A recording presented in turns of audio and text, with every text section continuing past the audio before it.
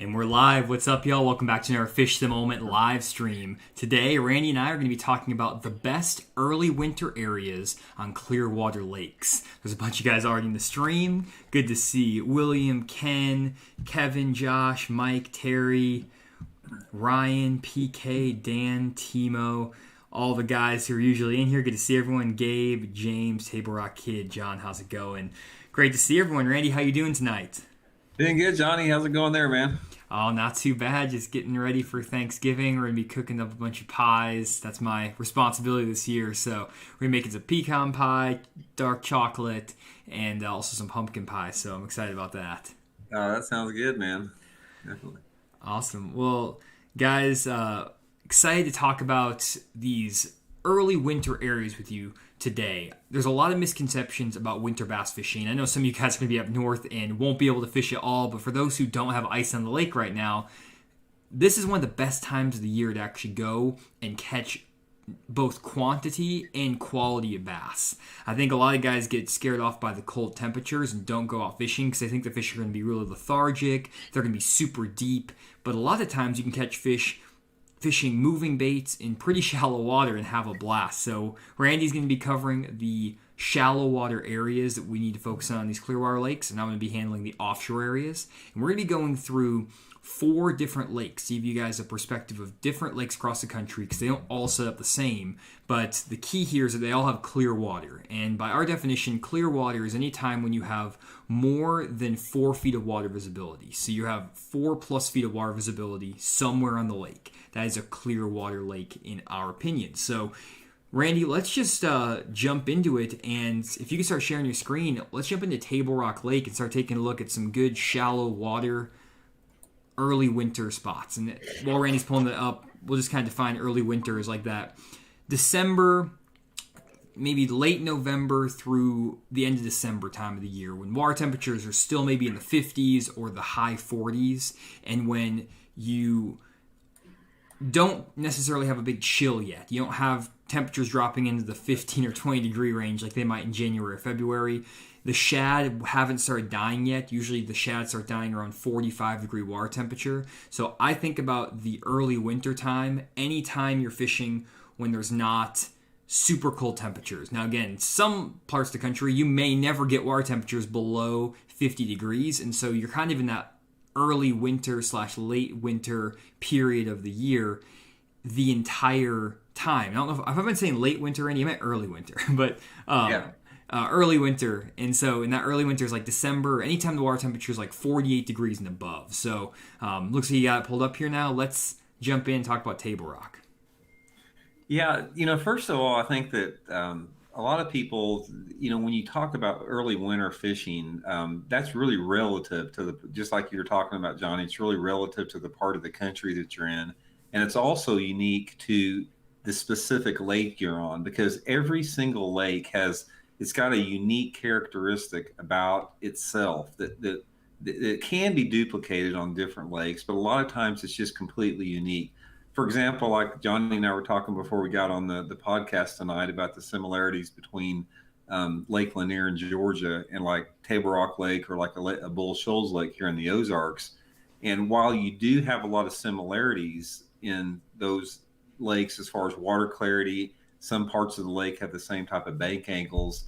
The fish still act different. They position different. They use different type of banks and different type of structures within the same time of the year, and a lot of that has to do with the combination of water clarity, the water, the type of banks that fall off as far as the rock that's on the bank, and just basically the geographical setup of the body of water that you're on. So anyway, we'll start out. We're going to cover those. Let's start out a little bit here with Table Rock. First of all, I sort of classify early winter is when you start, it's a gradual process. It's something like all of a sudden you just don't wake up one day and it's early winter or it's fall. The progression from late fall into early winter is something that's really subtle. It's really slow. And a lot of times you can't really identify it. It happens so slow. But for me, one of the things that I notice is when you start having those first 2 or 3 really cold snaps where it's starting to get down like abnormally cold. Like, for example, here in Missouri, you might have a couple nights where it gets down into 25 degrees and it only warms up to a high of 40 in the daytime. And it really begins cooling off that surface temperature throughout the lake. And one of the things you have to realize about early winter fishing when you're gauging water temperature is the water temperature you want to go by is what the water temperature is on the main lake at the very warmest part of the day, because you sort of get a fake water temperature. If you take the water temperature like back in the cove or somewhere right off the bat in the morning, that's going to give you a false water temperature just because of the night. So the true water temperature is like, something that you see on the main lake during 3 or 4 o'clock in the afternoon. So when that first starts to happen in this part of the country and through the same geographical areas going east, like, if you go from Table Rock east, through some of the Tennessee lakes, Kentucky lakes, into Lake Norman, sort of that same geographical area, we're starting to get now into water temperatures that are sort of like in the upper 50s, which in December, that's really warm. But we've seen a trend, weather patterns, climate change, all that type of stuff. We've seen a trend where water temperatures are simply not as cold in December as they were 30 or 40 years ago. I've seen it myself. So there's almost like a new norm that has been established. But anyway, and the fish are going to react and adjust to that differently. So basically, like right now, we're talking about water temperatures in the maybe mid upper 50s, that type of stuff, which is sort of signaling the early winter transition. And what you have in that is, say for example, we'll go to Indian Creek here on Table Rock, and this right here is sort of the mid part of the creek, as you can tell, pretty much mid part of it. And on Table Rock or any Ozark Lake or even any other type of lakes, for example, when you're in these larger creeks off of the main lake, these bass will live in here all year long. A lot of people, they tend to think that bass move back in the creeks in the fall and they start moving out to the main lake in the winter. And yeah, there's a percentage of the population of bass that do that, but they're also a segment of the population of bass that live in these creeks all winter long, especially early in the winter like right now. So one of the first things that I like to do is these secondary points on the major creeks are highways for the bass. And bass live on these secondary points all year long. They'll spawn on them. They live out deep in the summer, in the winter, the fall, whatever. In the fall time of the year, they're very weather oriented. They'll get up shallow on these points on cloudy, windy days. They'll move out deeper and suspend. But this time of the year in early winter, this is one of the first areas that I like to check. And normally this gets better in clear water lakes where you have water visibility once that water temperature starts to get down in that 50-degree range or even below 50-degree range. Until then, these secondary points are real situational. Even in the early winter, they're really dependent upon weather. And a lot of people they say, well, like in cold winter, cold water, you want sunny days so it'll warm the water up. That's not necessarily the case. When you've got water temperatures anytime in the 50s, 50 degrees up to 60 degrees, these bass on these secondary points in these clear water creeks get real active shallow. I'm talking like right here, anywhere between 5 to 10 feet deep. And they get active with the wind, they get active with the cloud conditions, and you can catch them really shallow, even when the water temperature is 50 degrees. Now, these same bass may move deeper out on these points on a calm, sunny day, even though the water temperature is the same. They'll maybe use that 15 to 20 foot zone on the bottom. Some of them will be out here in that 30 to 40 foot or even deeper, suspended out over the timber tops. That's the first thing I look for. But one of the things I'm really paying close attention to in the early winter is like this right here. This is like just a main creek bank. It's pretty uniform through it. This particular area here, it's chunk rock, steeper bank, fairly quick drop offs, timber out here in 40 or 50 feet of water. And in the early winter, this is one of my favorite times to get on these 45-degree angle chunk rock banks and just cover water. And I'm not really focusing on the points. I'm not back in the coves. These main body chunk rock banks in the creeks, you'll get a lot of crawdad feeders. And this is one of my favorite time of year when that water temperature first starts to get down in the mid 50s. I like to cover a lot of water on these 45-degree angle banks with like a crawdad crankbait. A lot of people associate a crawdad crankbait like with pre-spawn, but that's not the case. They eat it really good in the early winter time. So I'll go back in these major creeks and I'll just start fishing these steeper banks like this, usually down from the secondary points. And it's really been a really good pattern for me as far as this time of year. So those 45-degree angle banks, secondary points, key winter areas. Now, Randy, when you're going to this creek, obviously you're picking out creek banks you've caught them on before in Indian Creek, but there are literally thousands of banks that look identical and thousands of points that look identical to these points in this creek. So how do you narrow it down from one secondary point to another when you're out on the lake? Well, a lot of it is, and obviously it's changing now, with the whole live scope technology, that's going to make it a lot easier. But, the way that I like to do it is, it doesn't take long. Say, for example, in this little arm right here, this, major arm right off the main part of the creek, I may roll in here and I may make 15 or 20 casts on this main lake point. I may or may not catch one. And then I'll start working my way back in the creek and I'll start fishing these more subtle rounded points like this. You don't even really call them points. They're more just like roll-offs like that. But these fish, like even this little bitty one right here, these bass in the early winter time, they really like to set up on these little tiny subtle rounded points back in the coves further. And it doesn't take long. So say, for example, it's 10 o'clock in the morning. I roll in, I hit this point right here. Takes me 5 minutes to hit it. I'll roll in here and I'll hit all this stuff like this, even all the way back in there. All these, sometimes like this area right here, sometimes these last little secondary points in the backs of the coves and creeks like this are really good in the early winter time, as long as that water temperature is above 50 degrees. So I can start on this point right here and I can hit this point and 4 or 5 other points in this area here in 30 minutes. So I can cover a tremendous amount of water. Say, for example, I roll in here and I catch one here, or I catch one right there, or one right there. Then I can start patterning the lake based upon the position of these secondary coves within the creeks. And sometimes, I may stay off these main points like this and I just run straight to the back of the coves. Anything like this. See this little cove here with this little secondary rounded point on it? This is prime early winter type cover on any Clearwater lake like that. And, just because it's back in a cove doesn't mean it's not productive, as long as you've got, 15 plus feet of water off the ends of them. Awesome. That's some good stuff there.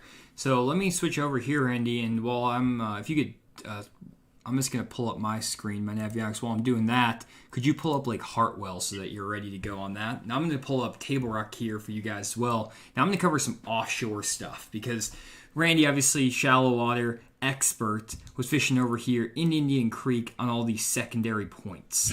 And that's kind of his key go-to with crankbaits, jerkbaits. Well, I like to fish offshore, and I don't really like to go do the jerkbait, crankbait deal that much if I can avoid it in the winter, because that's what everyone is doing in my area. There's a lot of guys that fish that, like Randy, and so I need to find something that's different that goes to my strength, the offshore fishing. Now, one mistake I used to make a lot when I was fishing offshore in the winter, or trying to fish offshore in the winter, is I would look for the fish in the same areas they would set up in the summertime. So, for example, if we go over to the mouth of this creek right here, one of my favorite summertime areas on Table Rock is this point that runs out here. We have a really nice creek channel that's 200 feet deep, coming up to a long, wide point that's in 15 to 25 feet of water. And you can see there's a really sharp creek channel drop, and there's a lot of water to cover here. This is where I like to fish in the summer, even in the post-spawn, and even in the early fall. But what I find is that these areas are not very effective in the winter time when you're trying to fish offshore, especially when you're fishing on clear water lakes. Instead, what I find is that these fish will actually not relate to structure very well. They don't relate to points. They don't relate to the creek channels as much. What they're focused on is bait fish. Bait fish is the number one key when you're trying to locate offshore bass on Clearwater lakes in the wintertime. And what happens is that a lot of the bait fish in the summer, in the post-spawn, in the fall, will be positioning somewhat close to a creek channel and a structure spot, like a point or a hump or some sort of ledge. But as you get into that early winter, especially as you get into the midwinter period, a lot of those bait fish are going to pull out into the middle of these deeper channels and drains and guts. You probably have heard all those terms used before. A drain, a ditch, a channel, a gut. There's all these different names for it. At the end of the day, all it is basically a place where an old river channel is cutting into the bank and forming a creek. So you have a creek here, creek here, creek here.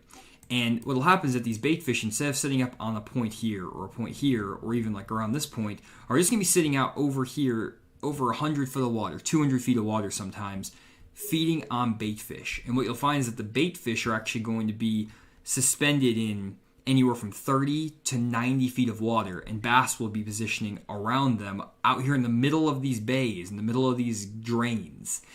And it's really crazy because I catch fish on Table Rock really deep, and actually I've heard some guys catching them as deep as 90 feet of water, catching bass in 90 feet of water in the center of guts and ditches just like this. And they're doing it right now. And I do this also all winter long. And what you'll find is that all you need to do basically is graph in the middle of these drains, in the middle of these creeks, and you'll find the bait fish positioned out here over, again, 100 foot of water, suspended 30 to 90 feet down. And what I'll do is I'll look for schools of bass on my fish finder that are positioned around those bait fish, and then I'll take a really heavy spoon. So the bait I would be throwing, just pull this up here real quick, is going to be like the Jewel Scuba Spoon.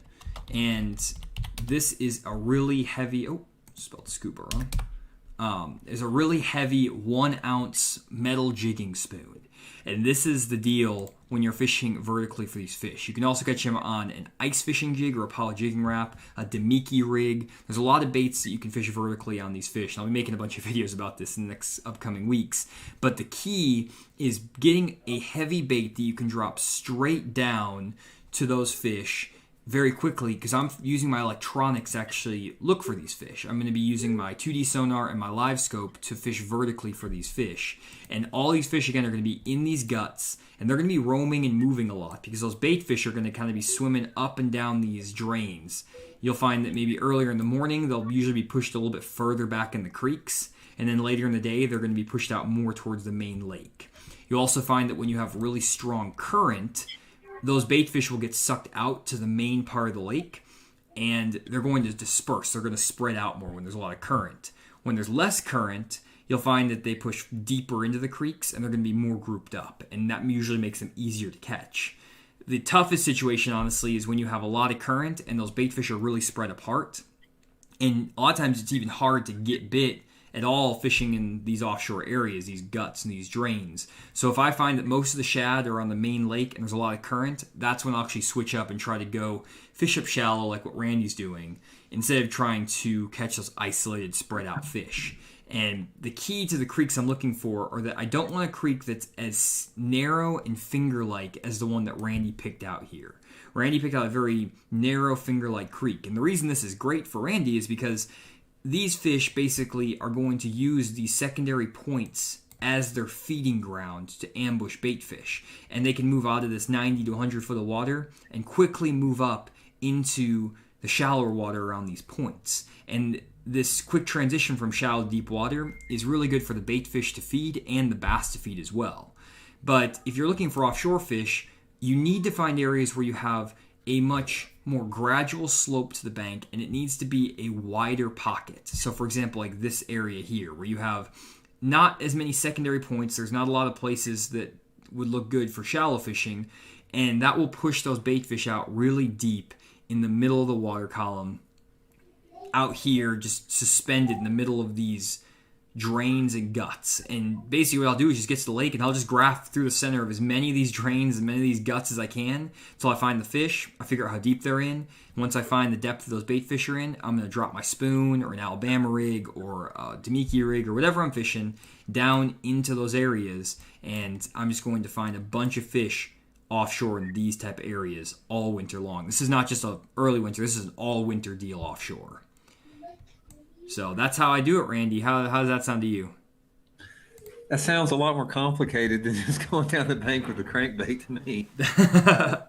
Well, but you know, that is just, it's fascinating because, you know, that just goes to show you how much how diverse that and how adaptable that a bass is. I mean, you take, for example, you know, when Cody Huff won at Table Rock, like you were talking about catching bass 90 foot deep a couple weeks ago at Table Rock Lake.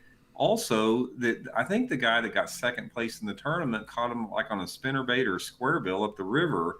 So, you know, you got both of this stuff going on that is equally competitive. But I think that, you know, if you can get them like the way Johnny's talking about, deep, suspended like that, you're just dealing with so many more fish than just the isolated individual rogue fish that I'm after.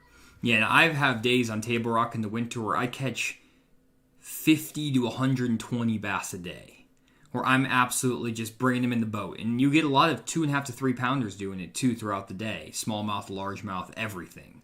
But Randy, you actually have usually a better chance to catch the bigger fish, the 4 and 5 pounders. I don't get a lot of 4 and 5 pounders out there offshore. And someone asks here, will the bass stay on those 45-degree angled banks all winter? Yes, they will. Even when the water temperature is like 42 degrees, they'll stay on those 45-degree banks, and they'll be pretty shallow. They'll be in less than 15 foot of water all winter long. There's two kind of populations of fish in the wintertime. There's a group that stays less than 15 feet year-round all winter, and there's a group that's out there in 60 to 80 feet of water. And you can target both of them. Both are effective techniques. It's just which one suits you better.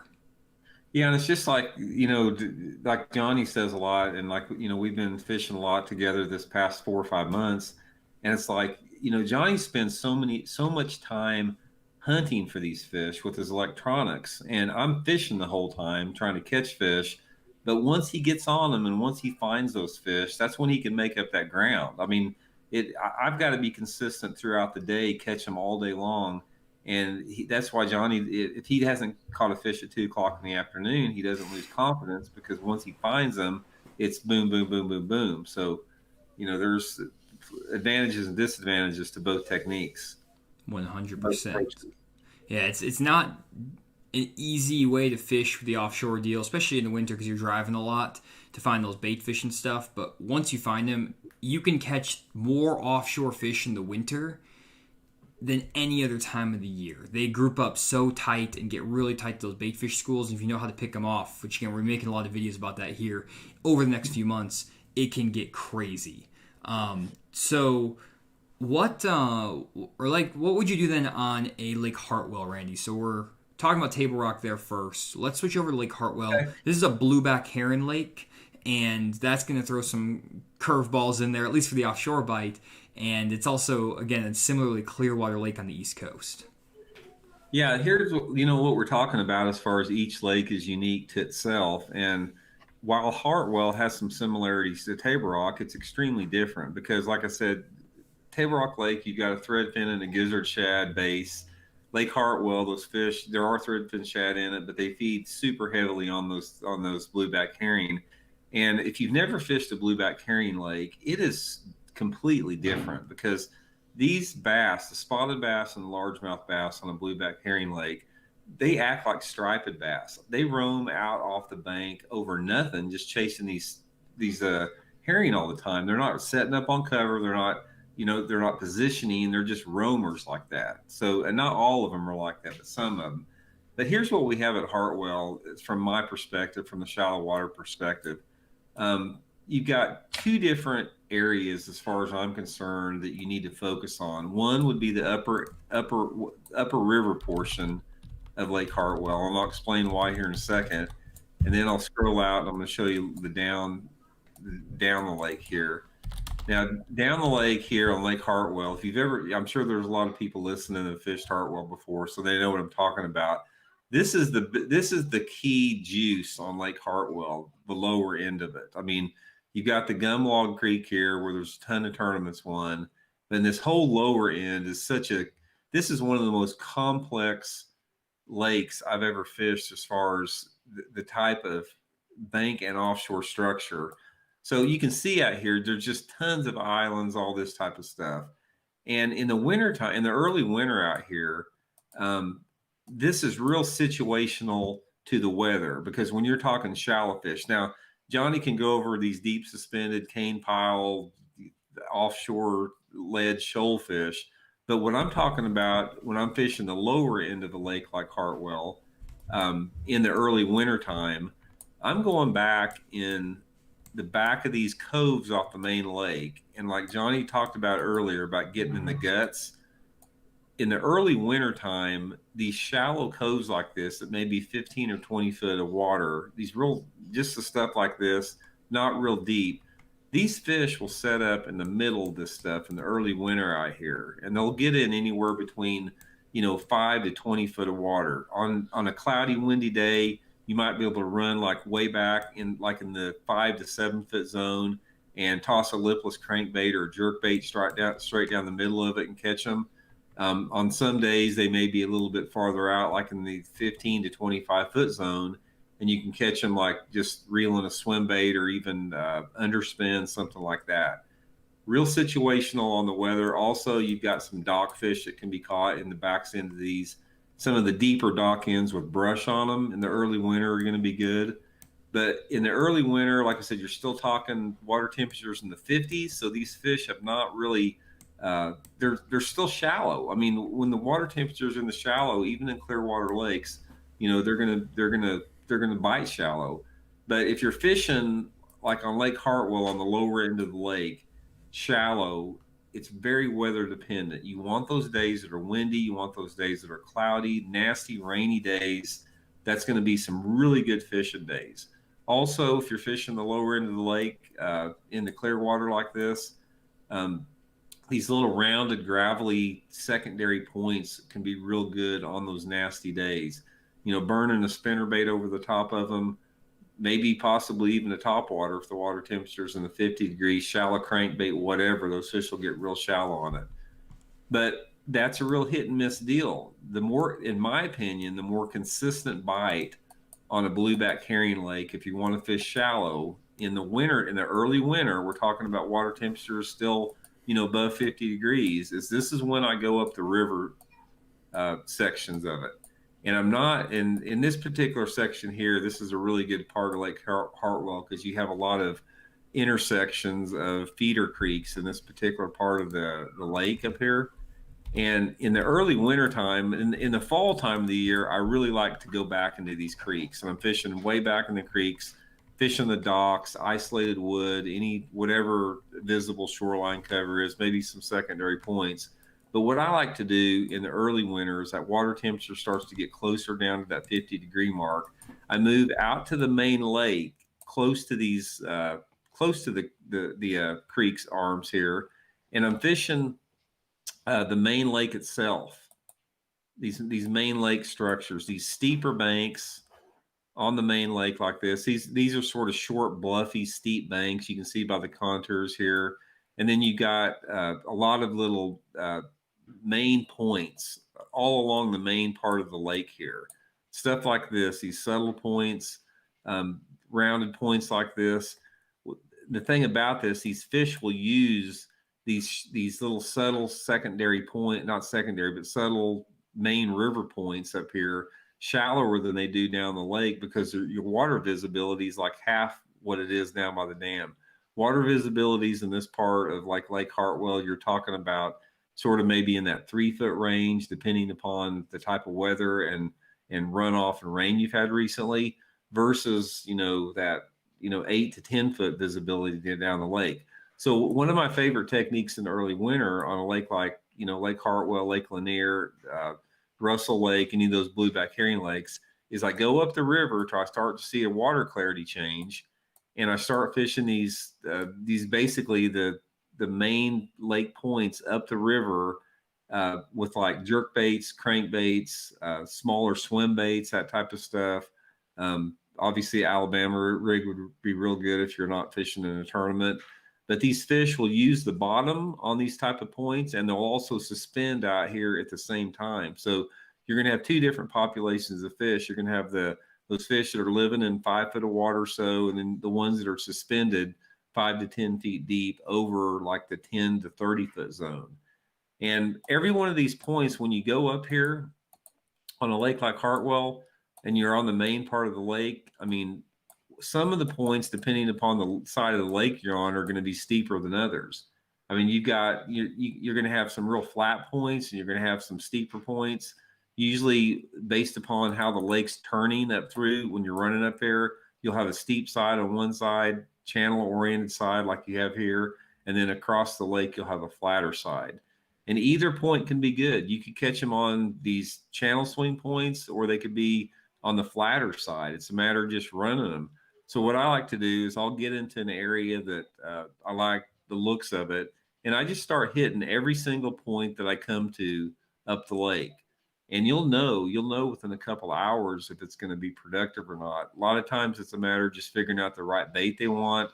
Lipless crankbait sometimes, like I said, jerk bait, swim bait. Sometimes they want something slow like a swing head jig or a football head jig, shallower like that 5 to 10 foot zone.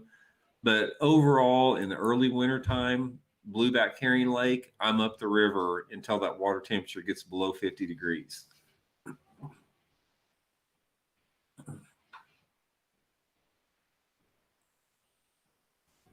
You there, Johnny? Sorry, Randy, I was talking. I had my mic muted so people didn't hear me typing. So yeah, that's awesome. As you can see, there's a lot of good options in this early winter, and those same patterns work throughout the entire winter time. So this isn't just specific to the early winter a lot.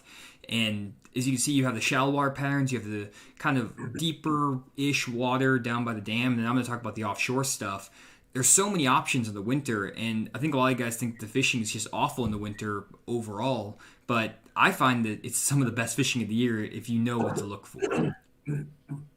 So cool. Well, one thing I want to share with you guys really quick before I jump into, that's a couple of questions I want to answer, and I also want to show you a few things on fishthemoment.com that we just added that we're really excited about. One thing we really want to talk about are our Fish the Moment lake breakdowns. We've been spending a ton of time redoing these breakdowns to provide 40 GPS coordinates on lakes all across the country with detailed area descriptions and lake summaries. Randy makes all of these lake breakdowns, and you can actually download these waypoints straight onto a fish finder, Garmin, Humminbird, Lowrance, and we give step-by-step instructions on how to do this. And we also have the ability to open them up in Google Earth as well, so you can view them there. And Randy has been going crazy. If you take a look, we have a bunch of winter breakdowns that just popped up this week. All these breakdowns take Randy 4 or 5 hours to make, so he's been grinding really hard, and it's been awesome to get these fall breakdowns up for a lot of these lakes, and then more winter breakdowns. And I know a lot of guys have been asking about personal lake breakdowns, where we actually break down lakes that aren't available on the website. And once Randy's done with the open, then he will be starting those personal lake breakdowns. He'll be able to do 4 a week. So once he gets back from his last open, we're going to offer that on the website as we did before.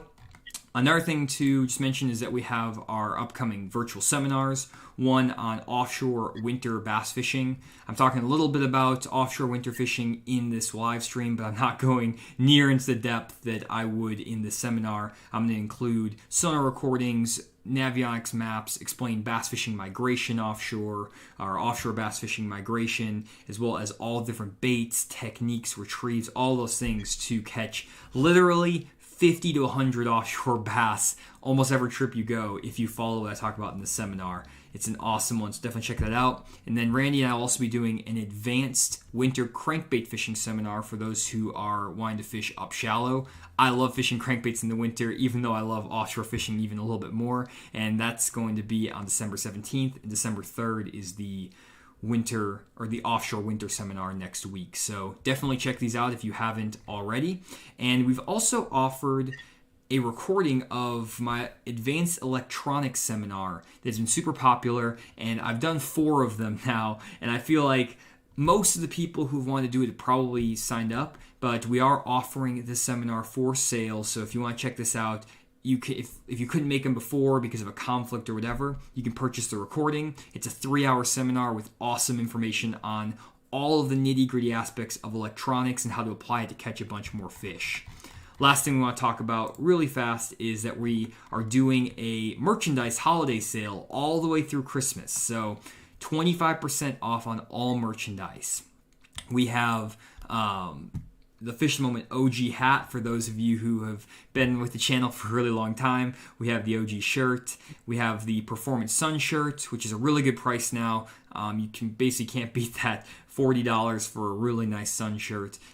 The buff, as well as some gift cards if you want to have your family maybe get you a gift card so you can purchase some of the stuff. It's a great stocking stuffer, a great gift for yourself. So just a few things we have on the website. And then one more thing, I know I'm talking about a bunch of stuff, but we recently got back in stock on the Fish the Moment Offshore Jig by Jewel Bait Company. I know I've talked a lot about this bait in videos, and we were out of stock for like 3 months because of skirt supply.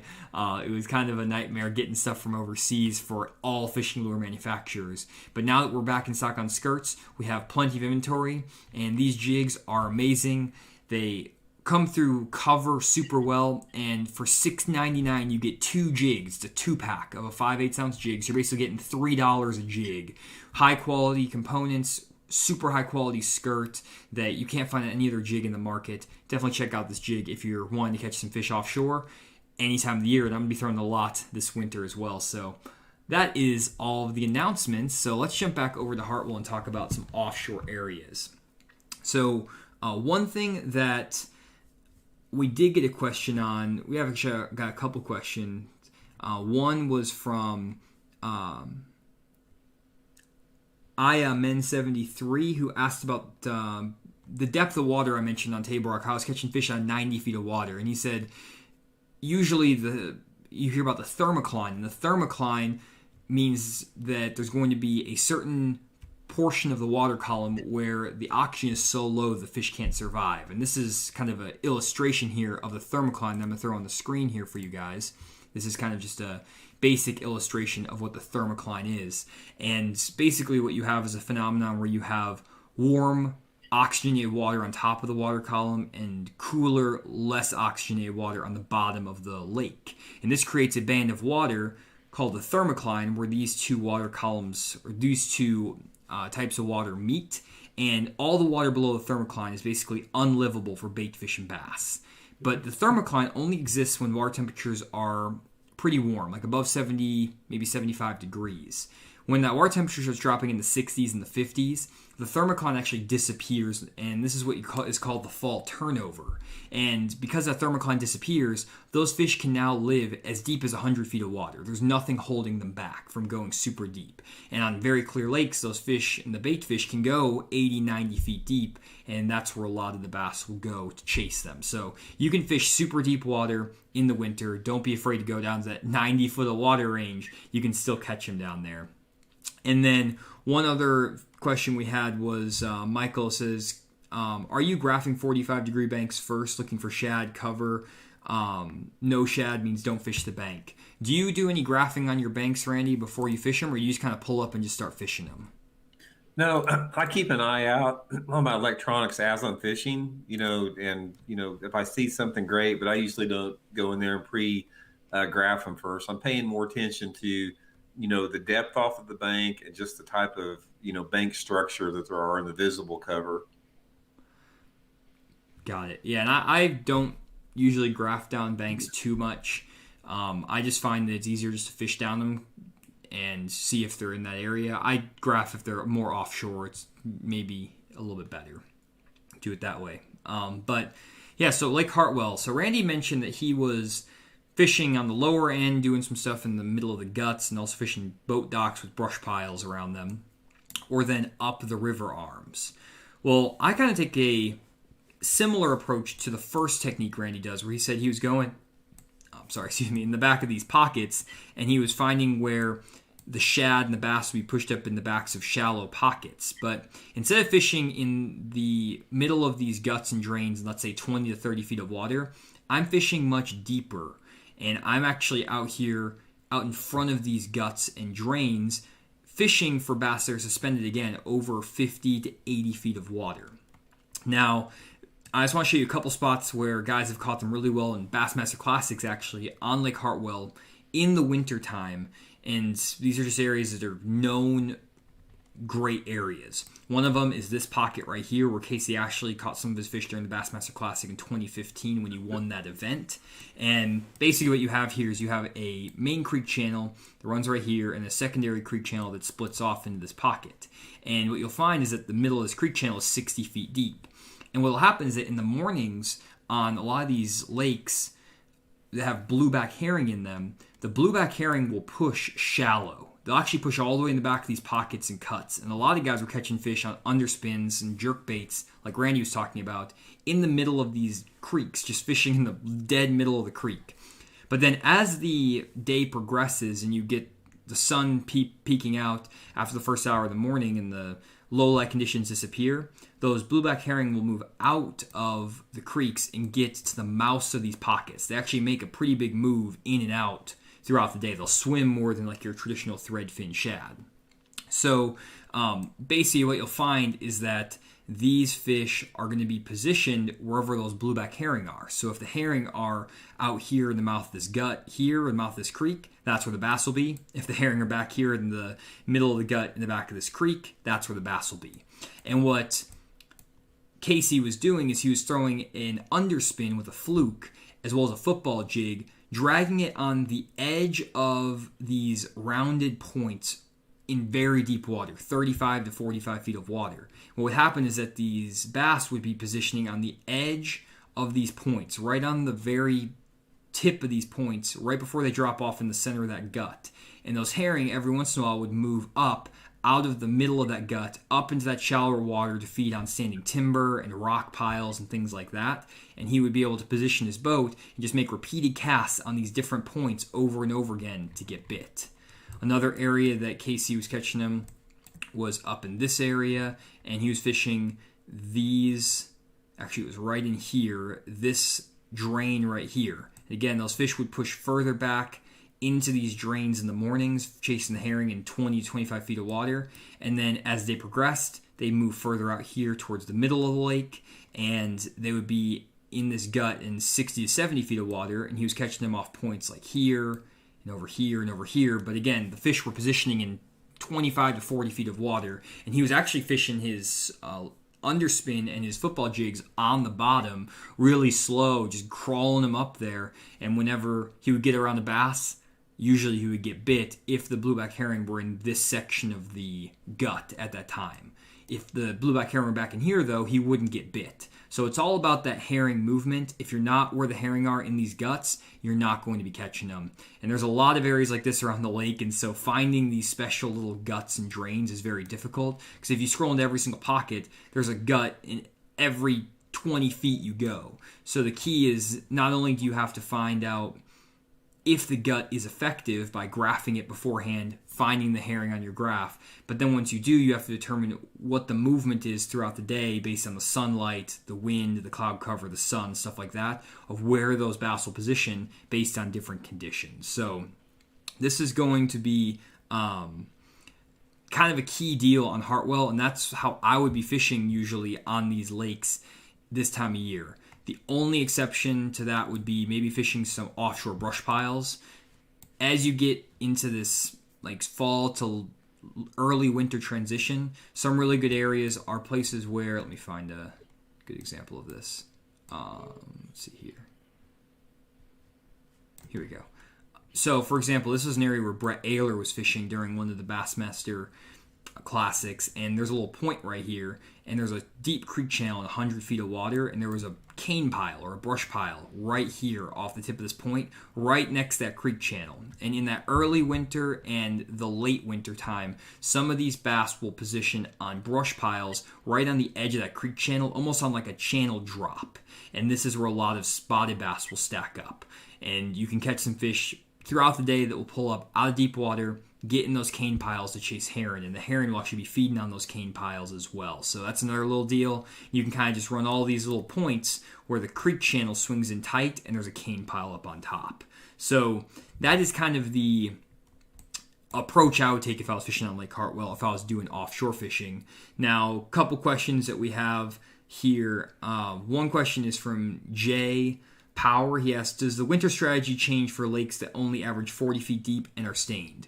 100%. And we're actually going to be making another stream talking about stained and dirty water lakes in the early and during the winter time, in the early winter and during the winter, because the way that you fish on Lake Hartwell, on Table Rock, and the two lakes we're going to talk about after this is completely different than how we would fish if we were on a stained, dirty water lake. So if your lake is very muddy, let's say less than 3 foot of visibility, less than 4 foot of visibility, and the average depth is less than 50 feet of water, the tactics we're talking about here are not going to work. So don't try to go do these tactics if you are on a lake that doesn't set up like these.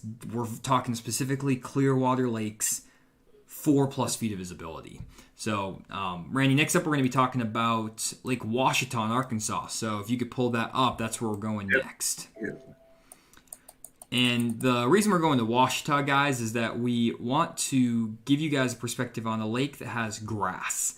Some winter lakes have aquatic vegetation that's submerged. So you might have milfoil or hydrilla grass that grows in the lake, and you still have clear water. And that's the case on Washita. And that makes it a completely different animal than other lakes across the country. Because that hydrilla is in the lake, it will hold those fish shallower throughout the winter, and they'll be setting up in that hydrilla for the entire summer, the entire winter, and that's where they key a lot of times is in that hydrilla. So, Randy, let me toss this over to your screen really quick. Let's see here. Give me 1 second, guys. I'm trying to get this pulled up. There we go. So let's pull up Lake Washita, Randy, and talk about some shallow areas you'd fish there. Yeah, like I said, the grass, when you're talking about a lake like Washita and the hydrilla that's there, that's a real it's a real iffy thing, because grass, like I said, the density and the location of grass changes seasonally. It changes a lot year to year, and based upon different environmental conditions, it can show up one year in one area and be gone the next. So when you're talking about grass lakes like that, a lot of it is you have to hunt that stuff when you're there at the specific time. But I don't really consider a grass pattern like on a lake like Washita being a shallow water pattern. I mean, for me, when I'm fishing a lake like Washita, and I used to fish down there quite a bit in the cold water back when I was fishing, when I started out fishing like a lot of the old, they were Redman tournaments back then. They're called BFLs now, but we fished Washita, quite a bit during the cold weather months. And for me, the big key on Washita during the early winter is it doesn't really set up like Table Rock does, even though it's similar. The thing that I'm looking for Washita is I love fishing around these shallow islands on the lake. In the midsection of the lake, pull this up again, the midsection of Washita, particularly around the main marina. What's the name of that marina, Johnny? Do you remember the main marina here? The Mountain Harbor or Crystal Springs? Yeah, Mountain Harbor, the Mountain Harbor area there, the mid part of the lake I do really good getting on these, basically these mid-river islands on here and getting on the steeper banks like this. Like, anytime you got a steeper section, close to tighter contours off an island like this. And this is when early in the winter time, you can catch them really good on a jerkbait shallow.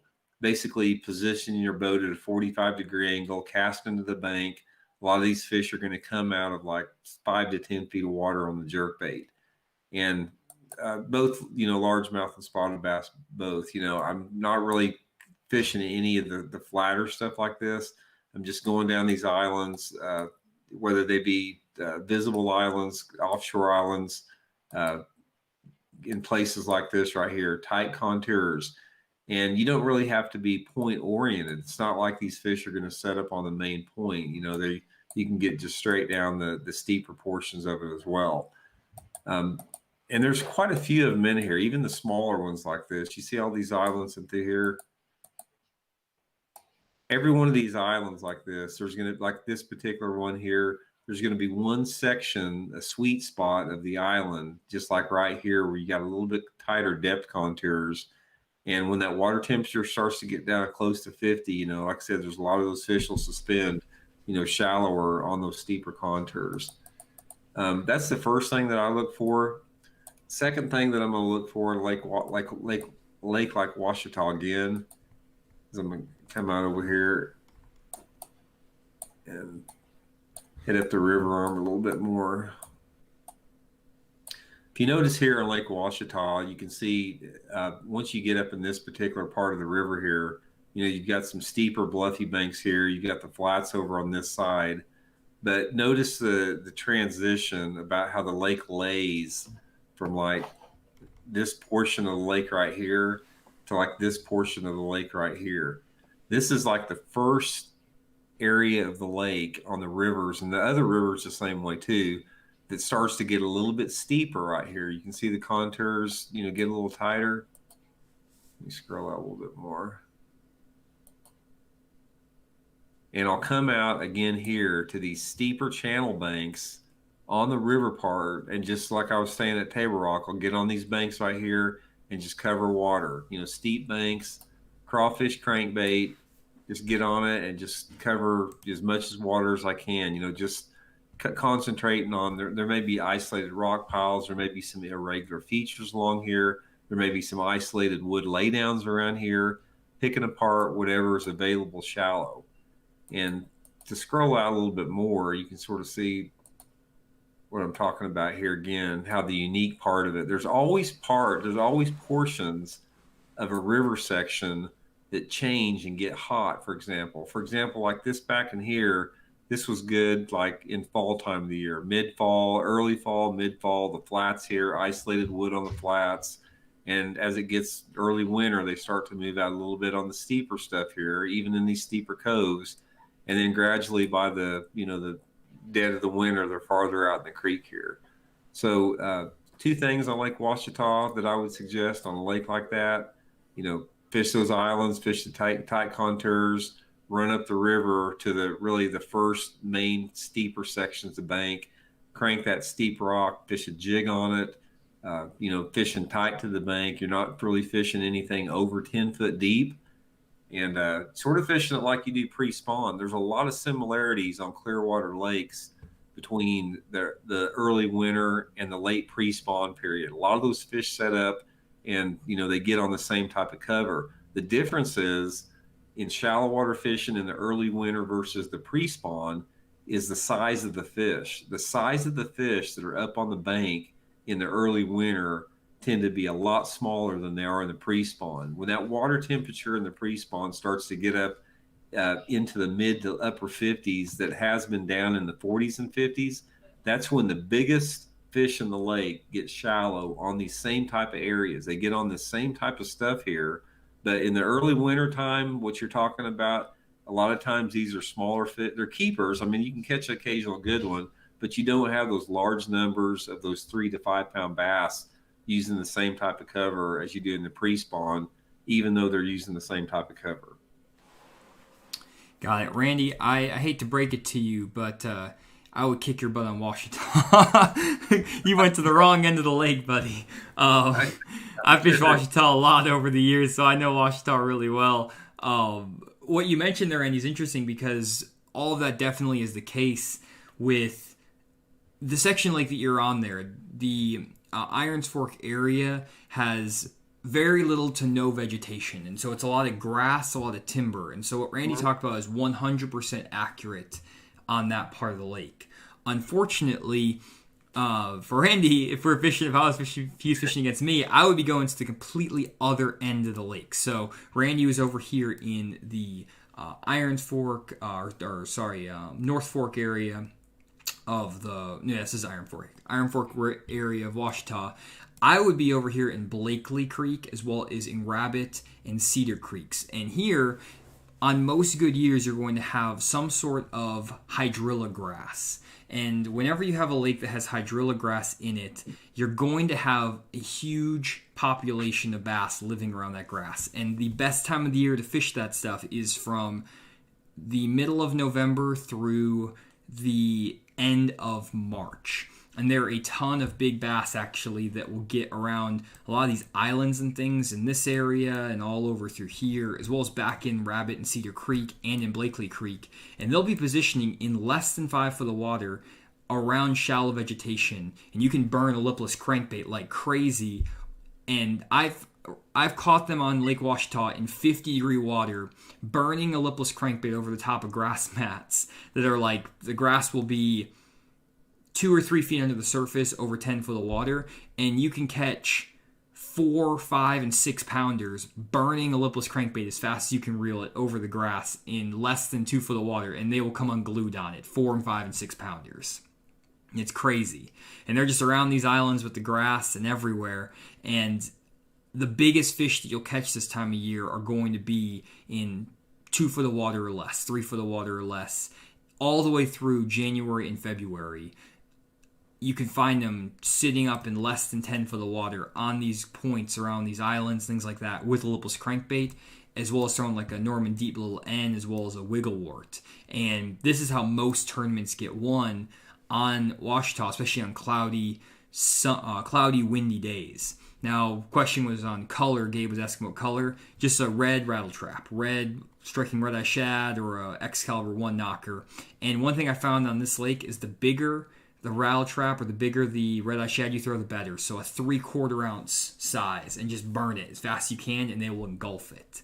Now, that's not usually my style on Washita, though. I actually fish a different way, even though that's how all my buddies always catch them. But I've done really well on Washita, actually heading up into both Rabbit, Cedar Creek, and into Blakely Creek. And I fish very similar water to what I talked about on Hartwell and on Table Rock. And I'm actually going to pull up Google Earth here because I want to show you guys something pretty cool over on Washita. And we're just going to fly over here to Washita real quick, because the grass is not easy to see, and you can't really see the contour lines very well on Navionics on Washita, but you can see them very easily on Google Earth if we go back in time. And one of my favorite areas in the entire lake is this little ditch right here. In early winter, so like all of December basically, I've caught more 5+ pound bass out of this ditch right here than any other spot in the entire country. This just gets loaded up every winter, and it's an easy 15 to 25 pounds every single early winter.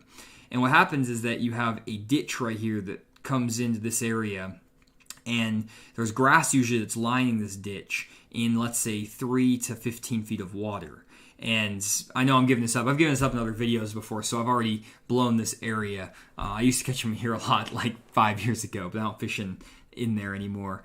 And so what the fish will do is, if you look when the lake is up normal pool, all of this is underwater usually.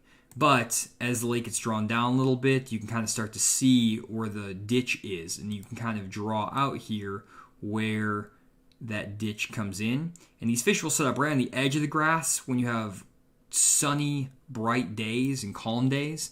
And also when you have cloudy days with no wind, they'll suspend kind of out in the middle of this ditch, and you can catch them throwing an Alabama rig and underspin the jerkbait in the center of this ditch. And then on some of the brighter sunny days, when it gets warmer, some of those fish will move on the outside edge of this grass, and you can catch them flipping a jig and throwing a football jig in the edge of the grass. And then on the windy days, they'll pull up actually onto this flat here, and you can burn that lipless crankbait and catch them up on top of the flat. And this is like a key winter area. This is like the ideal thing to look for. And there's several areas like this in Washita. I'm not going to give up any more, but this is one area I'm going to give up. And one thing you'll find is that sometimes you'll not have any grass on this lake, and it will be void of grass. But on the same area, there's still standing timber out here. And a lot of the standing timber is just a little bit off the grass line. And you can still catch fish out of that standing timber. I catch them on a football jig and an Alabama rig, and kind of working a swim bait through there sometimes if I get lucky and don't break off the bait.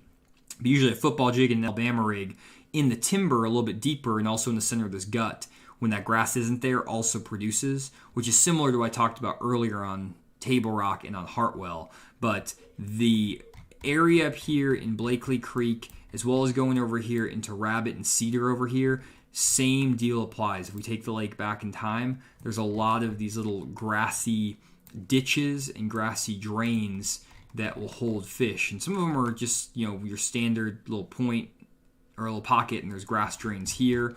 But some of them are kind of sneaky, like the ones I showed you earlier. I'm not going to show you any of my sneaky ones on this part of the lake, because it's I can't give up all my stuff because buddies have shown me these spots. But one area I caught them on the video I can show you is right here off this point right here.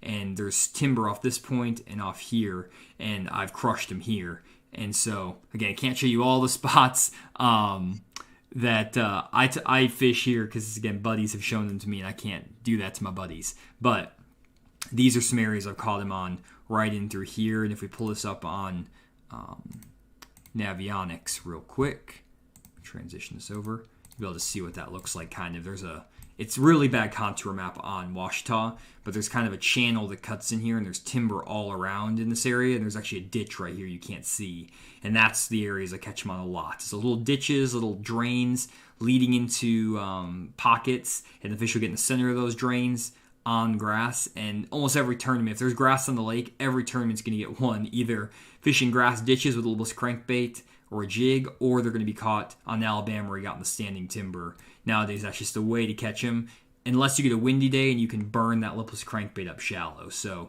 that's how tournaments get won in the winter on Washita on those grass lakes. And so for those of you who are in Washita, that was some pretty good advice, I think, there. It took me 10 years to learn all that stuff. And I was just messing with Randy, by the way, busting his chops on the Washita stuff.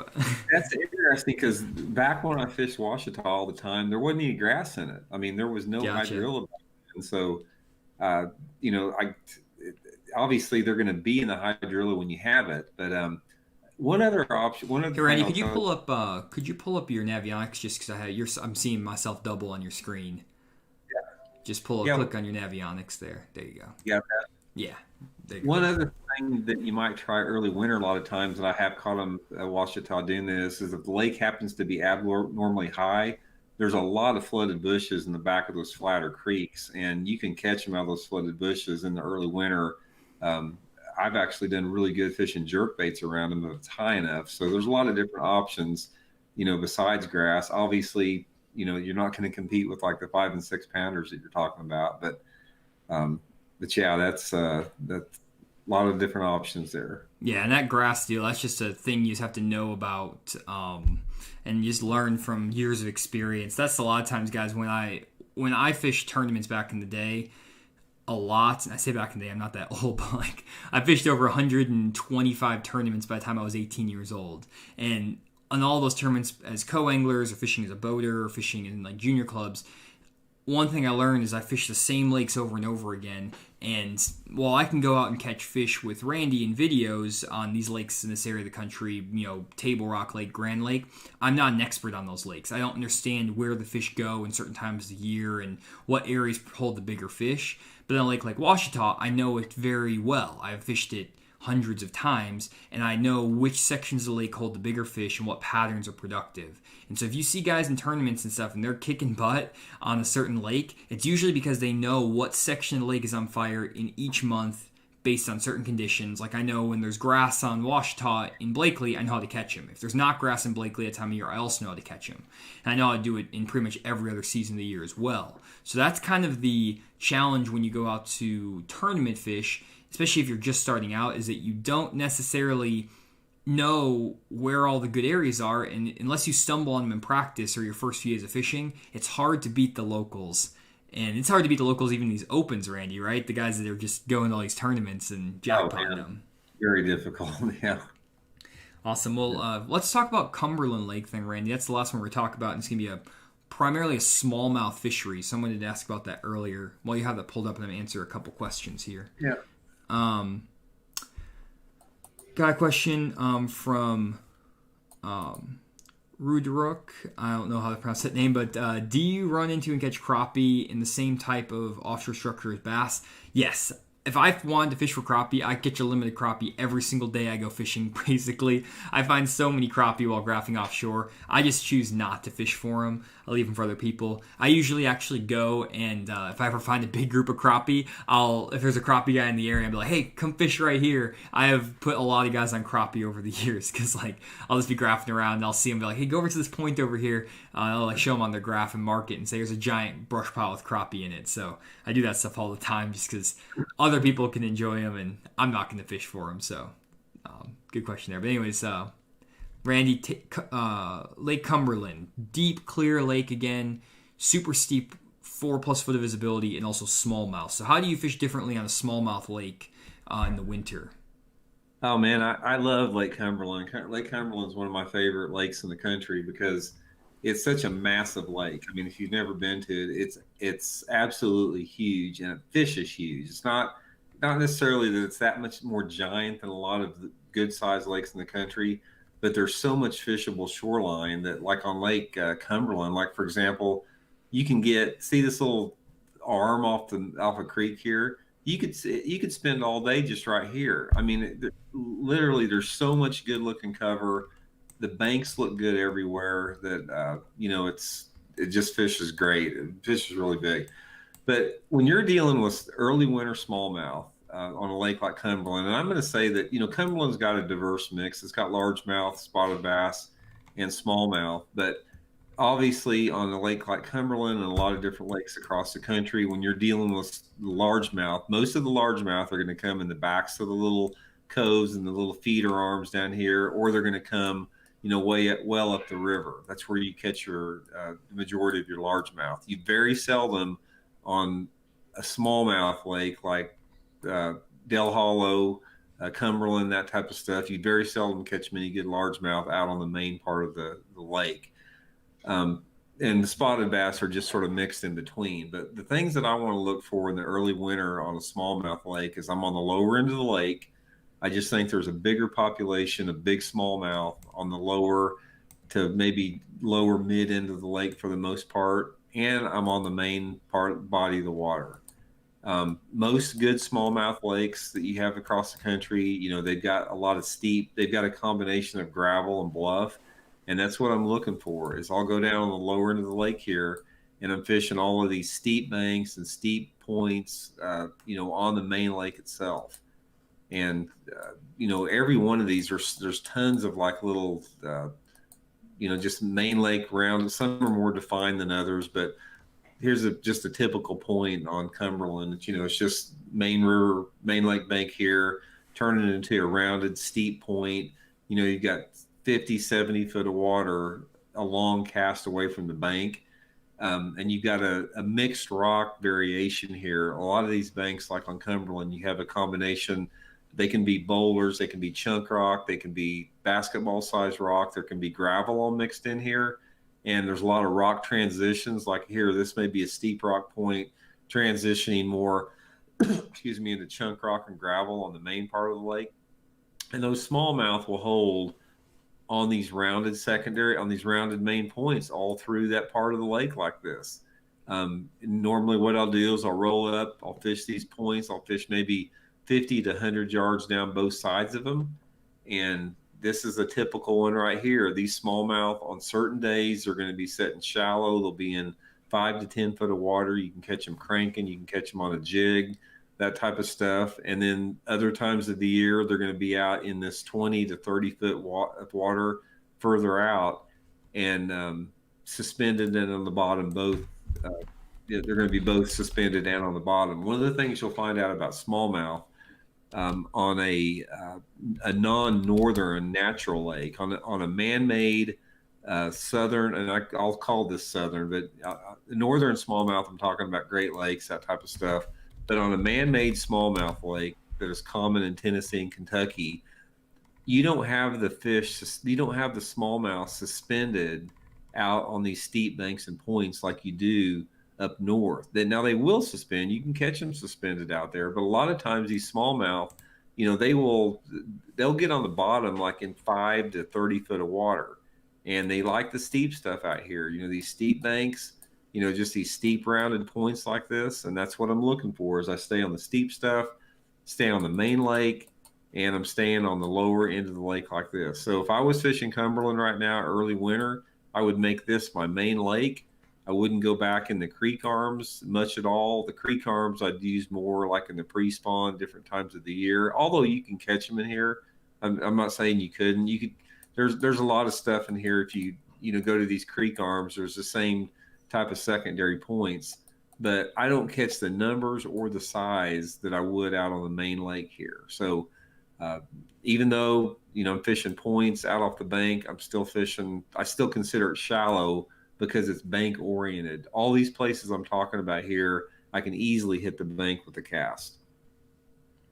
Awesome, good stuff. And some of the guys are actually from Cumberland. They're wondering why the west side of the lake seems to be a better producer than up on the east side, kind of like by Fishing Creek, where you guys normally launch when you do your like Burnside Marina, where you do the boat launch for the FW tour. Why is it that most of those good fish are down south? I have my theory, but what are your thoughts? Well, it's a lot different. I mean, okay, for example, the Burnside area up here, not you got your water clarity up here is still clean, but it's not clear compared to down the lake. So you got probably twice the water visibility clarity down in this part of the lake.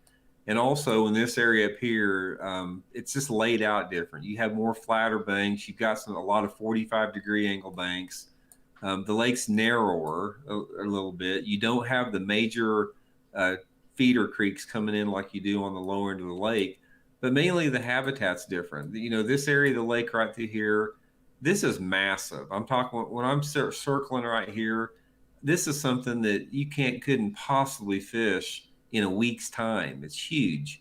And as you can see here, it's a little bit wider. You got a diverse mix of coves off the main lake. You got bluff banks, you got, flats, you got lots of creeks coming in here. There's just a lot of diversity in this part of the lake. So for me, I've had good tournaments on Cumberland before. This is just the area of the lake that I like to fish right here. Good stuff. Well, from an offshore perspective, the challenge of fishing a lake like Cumberland is that there's not a lot of flat banks. Most of the lake is very, very steep. And while the banks, some of them might stick out, they drop pretty quickly into deep water. I would say within a cast length from the bank, you're going to be in 100 foot of water on a lot of banks, even way back in the creeks. And whenever I'm trying to catch fish offshore, I usually like to have some flatter water close by that those fish can use to relate to. So my number one priority when I go to a lake like a Cumberland, if I'm trying to fish offshore, is I need to find some flatter water areas where you have 30 to 40 feet of water more than the cast length away from the bank. So like in this area here, we have some areas where you have 30 to 40 feet of water that is maybe 50 to 60 yards off the bank. That's the first key to find those offshore fish, because otherwise they're just going to feed up on the bank and you can just catch them with a jerk bait and a swim bait and a jig up shallow. So the shallow water fishing is going to be the primary player, and by shallow water, it might not mean you're fishing in shallow water. It means that your boat is within a cast length of the bank. You still might be fishing your bait in 25 to 30 feet of water, but because the banks are so steep, you're not going to be far off the bank. But if you do want to fish offshore, the first priority is finding those areas where you have some actual offshore access. And then usually what I'll do is I'll find an area, for example, like this, and try to locate areas, again, where the bait fish are setting up. Now, I want to find bait fish in the center of these guts, in the center of these pockets, just like I've talked about before on all the other Clearwater lakes. And I'm going to be graphing a ton for these bait fish. And a lot of these smallmouth will set up in the mouths of these pockets and guts, and they'll actually set up on the bottom or near the bottom in 25 to 50 foot of water, somewhere in there. And they'll be right on the center of those guts, between islands, between little points and stuff, where you have that flatter water sticking out. And the number one way I catch them is on a Demiki rig. If I'm ever fishing for smallmouth specifically, I need to be throwing a Demiki rig. And I'm fishing it vertically for those fish. A Demiki rig is basically this little Demiki armor shad. It's a 2.5 to 3 inch little swim bait. And I'm putting it on a Demiki rig head, which is basically a vertical line tie jig head with a little bit of weight balance underneath to keel that bait so it sits perfectly horizontal in the water column. And I like to use anywhere from a 3/8 to a 1/2 ounce head because I'm going to be fishing vertically for these fish. I'm basically dropping it straight down below the boat, sitting it in front of those fish and just shaking it. And actually I don't shake it. That's a thing I don't do. I was about to say that. Basically you just drop the Demiki rig down there and you don't move it. You just sit it in front of their face. And that little tail on that swim bait quivers with even the smallest action, and movement of your boat, the movement of your hand just shaking naturally, your natural movement will put enough motion in this bait, and you basically just dead stick that bait in front of those fish's face that you see on your live scope or in the past on 2D sonar, and you just drop that bait in front of them and just hold it there, dead still. And then every once in a while, you'll see a little squiggly spaghetti line on your graph or a fish on live scope come up and eat your bait. And that's the key. Now, one question I did get earlier from Artie is when you're fishing in a lot of these areas, you might have a situation where you have a pile of bait fish. Maybe there's like a football field size worth of bait fish. And a lot of times that's good because it will hold a lot of bass, but it's also hard to differentiate your bait from the living bait fish. And the key to getting fish to bite when there's a ton of bait fish around is that you need to get your bait in front of their face while they're actually feeding. And the way you can do that when you're fishing around in the summer a lot of times is if you see schooling fish, they're schooling on big balls of shad. Those fish will be out here schooling, and if you can get a topwater in front of those fish within 5 seconds after they blow up, you can get those fish to eat your topwater. Well, when you're fishing offshore, it's the exact same thing. The way you have to get those fish to bite is you need to get a bait in front of a feeding fish's face within 5 to 10 seconds of you seeing them on your fish finder. So what you'll find a lot of times, you'll see arches or squiggly lines underneath a ball of bait fish, and they're usually hurting those bait fish. And I'll make videos about this. I'm not showing graphics right now of this, and I'm going to be making videos with all this, showing this on my fish finder and all those things, so don't worry. And basically what's happening is that these fish are going to be hurting these bait fish super deep. I'm going to be dropping that Demiki rig down to them, or a jigging spoon, or an ice fishing jig, or whatever it is, and I want to get that bait between the shad and the bass. And it's literally like putting that bait on their nose. And now some guys are going to be like, well, that's cheating, that's not the way you need to do it, but that's the way you have to do it if you have a ton of bait fish around. Otherwise, you just need to go to an area that doesn't have as many bait fish. Just go to an area with limited to no bait fish, just a few bait fish balls or whatever. Those are going to be the easier fish to catch because you can differentiate your bait from the bait fish. So that is that right there. That's all the stuff we have on these 4 lakes, Randy. Anything else to add on what I just talked about? Yeah, just like I would want to reiterate, as far as, like I said, every lake is unique to itself. And there's, there are some common threads on what we talked about that you can apply to different lakes. But a lot of the things about early winter fishing, you got to really pay close attention to the time that you're there, as far as the water level in relationship to what it normally is, based upon weather patterns that have come in before or what's coming up, the specific day as far as the wind, the amount of sunlight penetration the water's getting, if the water clarities are normal or if they're abnormal. All this has a big impact on the shallow fish as far as where you need to fish and how you need to fish. But for the most part, I would suggest try fishing this time of year, early winter, like in the same type of areas you fish during the pre-spawn. Those are the same type of areas that's going to be good right now. And you just sort of have to adjust your techniques a little bit. Good stuff. For those offshore fish on the Clearwater Lakes, just graph for bait fish. That's all you have to do. That's the key.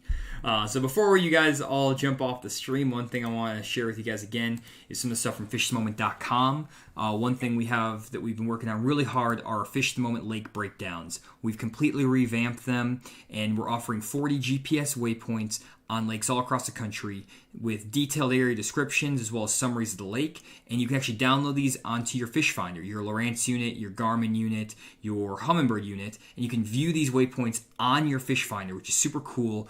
All these spots are picked out by Randy. He spends a ton of time putting them together, and we have breakdowns for a bunch of lakes in the fall, as well as a lot of winter breakdowns that we're trying to get as fast as we can. And one actually just popped up while we're doing the stream, Randy. That was pretty good stuff right there. You are just knocking them out like crazy. So these winter breakdowns are really great way to dial in spots you need to be looking for, especially if you're struggling to catch fish on your home lake.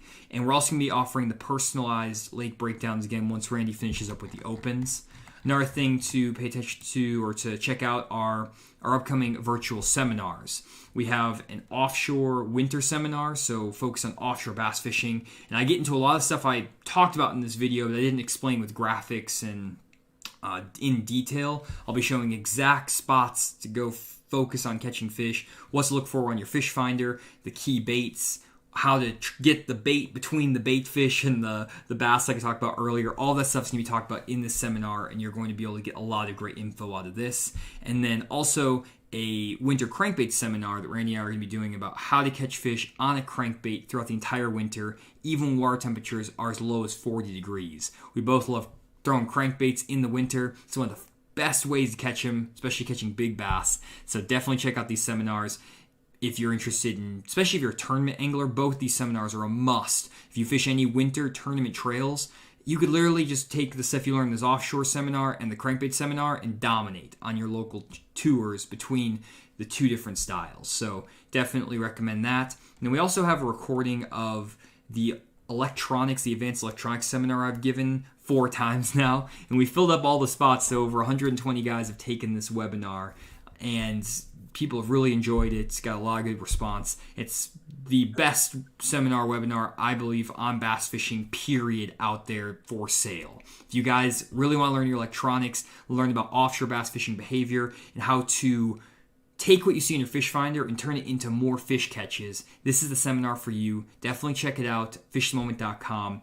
This is the place to go, and it's an amazing seminar. Guys in the chat probably can attest to that and in the comments. And then finally, we have a winter sale going on, a Christmas sale going on all of our merchandise. And so if you guys want to check out some nice hats, shirts, especially our sun shirts and our winter or our sun buffs. These are really high quality products we put out. We still have a bunch of them left from the summer. So this is the best price you're ever going to find on a super high quality sun shirt and a buff like this. So definitely check them out if you guys want to pick these up on sale, 25% off. We also offer gift cards if you want to have maybe significant other or someone pick you out a gift card so you can purchase some of the things I just showed you. So that's it, guys, from the website.